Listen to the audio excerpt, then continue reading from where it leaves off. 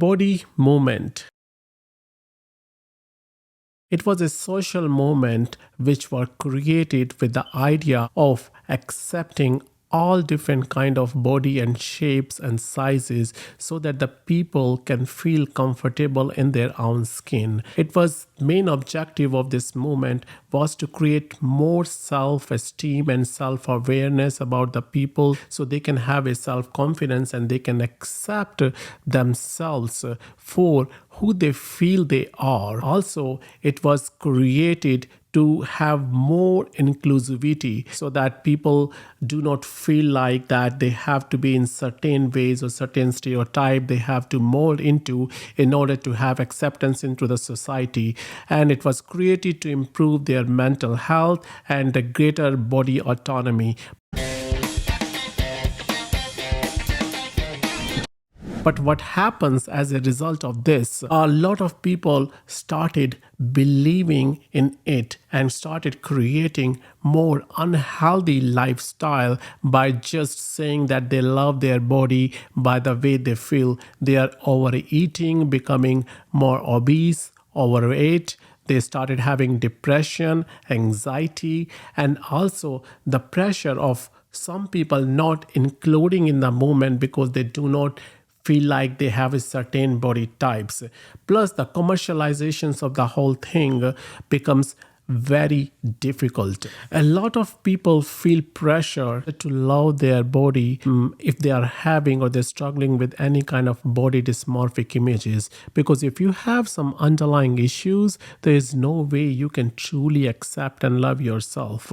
And the commercializations of this movement focus more and more on promoting the people to love yourself without understanding. Like a big media, you have to promote body acceptance and whatever lifestyle you are living in, whether it's healthy or not. Who set the beauty standards in the society? I believe beauty lies in the eyes of beholder. We all are beautiful if we know and accept ourselves the way we are. Yes, we can improve something in ourselves if we want to, if we don't feel comfortable, but that doesn't mean that we want to look like someone else, mold into something which is not our true self. And beauty standards keep changing over a period of a time. Today you have one trend, tomorrow you will have another trend.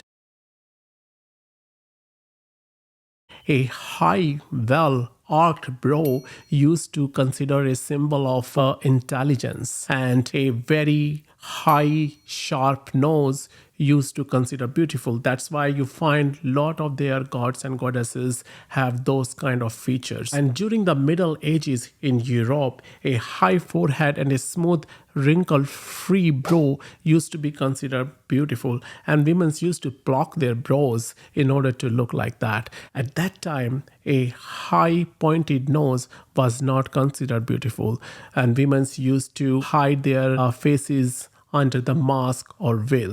In 20s, the fashion for the highly arched brows came back again. Smaller and sharper noses was considered beautiful.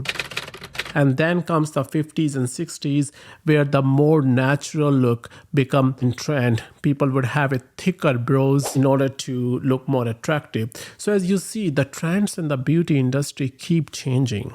Today you have one trend, tomorrow you will have another trend. Then comes the body movement, which the more focus was to accept and love yourself no matter which size and shape you are. It was initially created for people to really love themselves, but in turn it leads to more mental issues, anxieties, depressions. People started overeating, they becoming overweight, and because they feel like no matter what they do, they can love themselves. The idea behind any of those movements is to promote positivity in the society. The main thing is you should be loving yourself, but in a healthier way, so that you create a better version of yourself, not a version which people are projecting you to be. If people are projecting that, okay, love yourself, love the way you are, means that you should be loving yourself the way you feel for yourself, but by having a healthier approach, by keeping in your mind that you can be a better version of yourself by becoming more healthy, by opting for choices and decisions which leads to a better mental and physical health, and not just forcing yourself to love yourself. So all these movements which we see in the social media nowadays, whether it's a body positive movements, any other spiritual movements, mindfulness, and you name it, self-love movements, all these movements were created with an idea of embracing your true identity.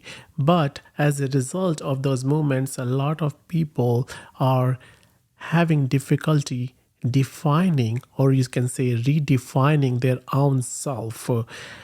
The main focus should be about importance of your inner well-being.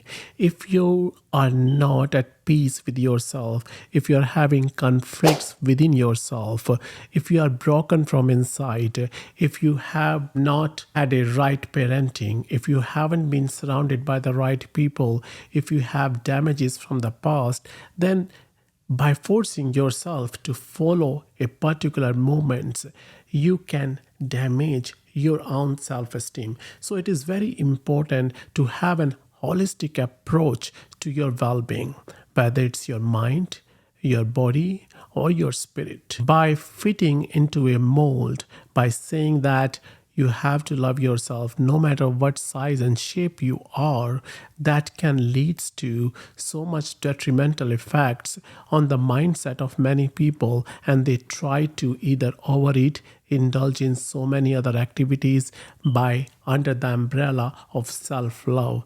That is not self-love. Self-love is about letting go of all the negative impressions, letting go of the people who have hurted you, letting go of negativity inside you, letting go of fear, letting go of depression, sadness, hunger, greed.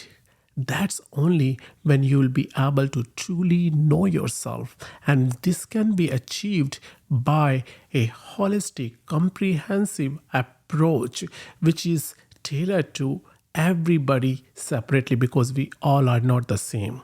And this social movement, though they have a very positive aspect to them, it is for masses. It is not tailored for individual needs. They all says that you have to embrace yourself, but that also means that you need to focus on your inner mental, emotional, spiritual, and physical health as well. So it is very important when you follow a trend or when you follow a movement that may not necessarily conveying the message which you are interpreting in your own way. So if you are suffering with some kind of mental issues, you should seek the help. I would say there are so many methods which you can connect your mind and soul and body together, such as meditation, mindfulness, yoga. Dance is a perfect example of letting go of so many things. Choose something which you love. Choose something which makes you happy. You do not have to be with someone in order for you to feel appreciated. You are a fool within yourself. As Rumi said that you are a universe in ecstasy within yourself. What are you seeking outside for? Redefine the beauty in your own way, because no matter what, we all are beautiful. We just need to accept it, realize it, and focus on improving our health and wellness, so we can not just be who we are, but we also improve and be the better version of ourselves, because we are evolving and discovering every single day. We are not stuck, and change is inevitable. Change is the acceptance.